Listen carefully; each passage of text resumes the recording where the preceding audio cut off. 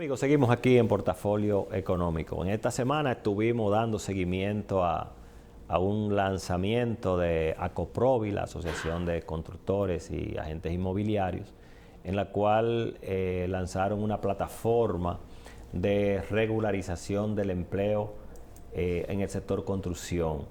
Y esto, Susana, viene amarrado con todas estas decisiones que el gobierno ha dispuesto con las deportaciones de extranjeros indocumentados, y específicamente el mayor impacto es de los nacionales haitianos, porque esta medida tienen una significancia en el sector construcción, pero también en el sector agrícola, que es otro sector que ocupa de manera importante la mano de obra haitiana. En esta actividad estuvo presente el presidente de la República y definitivamente este tema, por ejemplo, ACOPROVI lo estuvo planteando de una manera, diríamos, muy real, porque es el sector que siente en carne viva el efecto de las deportaciones, convirtiéndose entonces en ausencia de mano de obra en el sector, y como ellos plantean, Susana, sobre todo en la parte este. Una decisión sabia, ¿verdad? Ante una realidad que maneja el sector, pues están buscando la manera de poder reestructurarlo y conseguir la mano de obra que se le ha escaseado y que necesitan. ¿Tú recuerdas que anteriormente habían unas escuelas que se formaban, donde se formaban estos futuros empleados, ¿por qué no?, que han desaparecido? O sea, y las universidades, en este país habían algunas universidades donde se podía formar al maestro en el área de la construcción. El maestro constructor, el albañil como maestro constructor. Sí, como maestro constructor, que tenía muy buen nivel. Sí. Tú mismo conoces alguno de un muy buen nivel, con buenos conocimientos en el área. Mira, este es un tema y estamos en un punto, y qué pena, Susana, que el tema se ponga sobre la mesa en la crisis, no en la planificación, como tú dices, de poder preparar, ¿verdad?, este recurso. Porque mira qué pasa.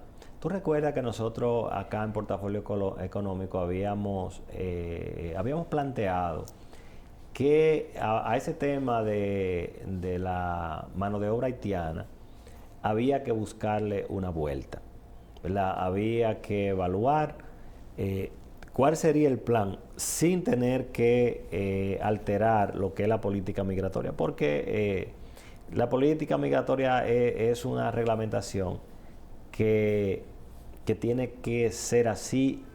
Que cada país tiene, Basilio, que cada país tiene, y que para no cumplirse o cambiarse, entonces habría que modificar la Constitución y otros estamentos del Estado. Es buscarle la vuelta a una realidad. Exactamente. Mira, yo conversaba con una persona un poco entendiendo cómo funcionaba toda esa estructura de política, y yo le consultaba de cómo manejaba Trujillo el tema, ya una persona de 90 años y con mucho conocimiento, porque estuvo en los cuerpos catrenses y con una experiencia muy relevante en conocer toda esta logística, toda esta política. Y él me decía que los haitianos lo traían en camiones cataré con contratos de trabajo, o sea, con acuerdo de trabajo, y no salían de los asentamientos cañeros. De los bateos. De los bateos, o sea, esa era la condición, terminaban. Fíjate, esto un poco retrayendo historia, haciendo historia, para ver entonces en la actualidad, en los tiempos modernos, cuál sería el mecanismo. ¿Por qué? Porque hay una realidad, Susana, o sea, mira, y la realidad de todo esto es que todas estas medidas, al final, fíjate que terminan en un gran negocio. O sea, entonces, porque se vuelven incontrolables. O sea, cuando tú tienes a unos organismos en la calle montando en camiones y llevando para los puntos que... Entonces, en ese trasiego eso nadie lo controla. Yo te voy a decir cómo eso cambió. Después del comentario que hacías, haciendo referencia a tu conversación con tu amigo, ya una persona mayor, eso comenzó a cambiar cuando se sustituyó el catarey y se comenzaron a hacer los famosos barrancones, que lo conozco bien porque tú sabes que soy nativa de Jaina, ¿verdad? Entonces, una zona de Jaina estaba llena de esos barrancones. Recuerda que la zafra, en los pueblos donde habían los famosos ingenios, siendo el de Jaina el más grande del país, se construyeron estos barrancones. ¿Qué pasaba? La zafra, como tú dices, era temporal, venían con una contratación temporal.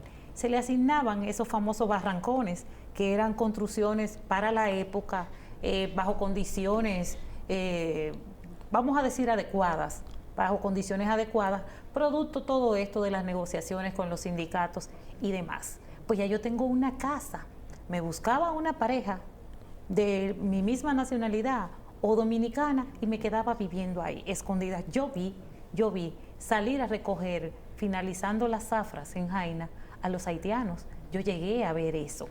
Pero igual, por lo que tú acabas de mencionar, Basilio, ¿dónde están los controles? Además, yo me asenté. Cuando terminaba la zafra, me quedaba haciendo otro tipo de trabajo y volvía y era recontratada al inicio de la zafra cada año. Así fue que las cosas comenzaron a salirse de las manos.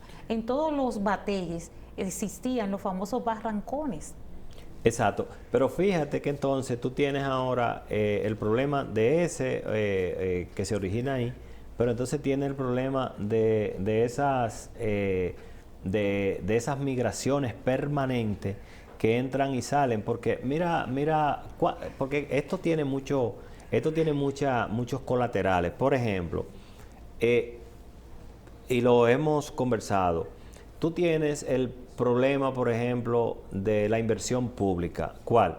Tú tienes el tema de salud, ¿verdad? Escuelas. Exacto, y la escuela. Entonces, las mismas autoridades ¿verdad? Han dicho y requete dicho el tema de lo que representa para el Estado el tema de la salud. Y también en la educación, las cifras se han publicado, la conoce todo el mundo, ¿correcto? Entonces, ¿cuántas parturientas, de cuántas son haitianas, verdad? De hecho, ese tema, disculpa que te interrumpa, ese tema de las parturientas haitianas es un tema que va más allá de las cifras, es un tema que nos mantiene en el subdesarrollo. ¿A qué me refiero, Basilio? Al caso de las muertes maternas o las muertes infantiles. Mientras un país tiene un número elevado de muertes maternas e infantiles, está en el subdesarrollo. Correcto. Entonces, al final del camino, ¿cuáles son los agravantes de todo esto? Fíjate que el hecho de tú no tener ningún control de eso, pero al final tú no puedes negarle la salud, no puedes negarle la educación, y eso entonces te obliga a tú cargar con un problema que tú no has querido hacerle frente. O sea, porque ¿cuál es el gran problema? Fíjate que si tú te haces loco con la migración, ¿verdad? Entonces no te haces loco cuando él te llega a un requerimiento de un servicio público, sea educación, sea salud. Entonces, ¿qué está pasando con eso? Que entonces cada vez tú como Estado, tú estás entonces disponiendo una parte de tu presupuesto para eso.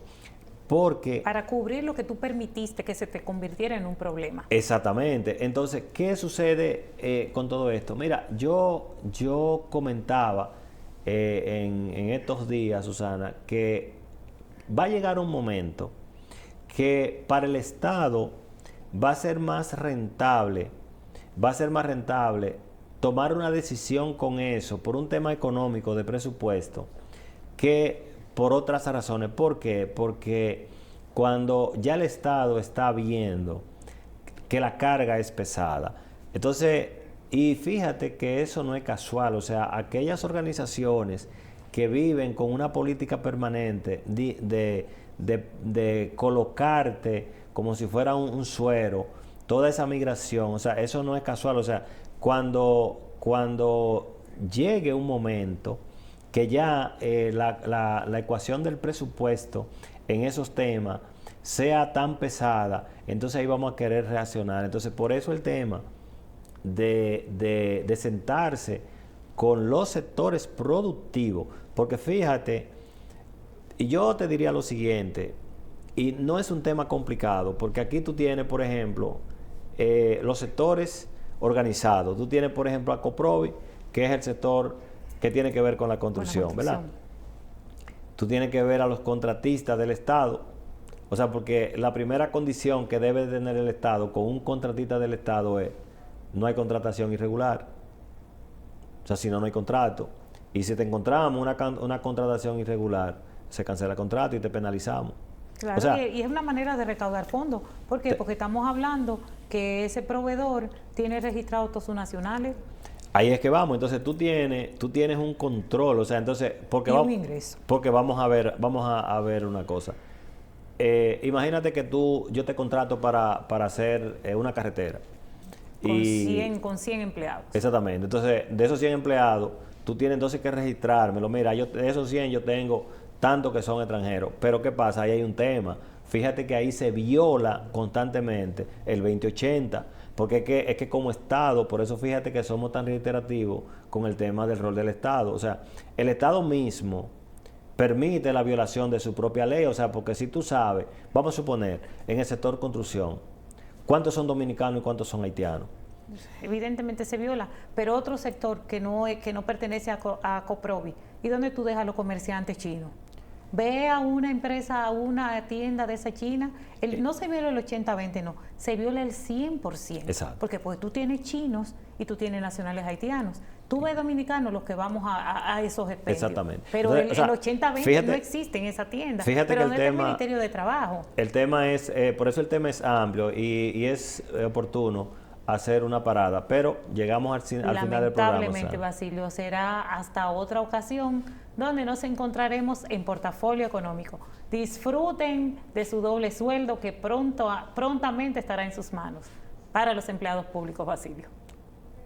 Nos vemos.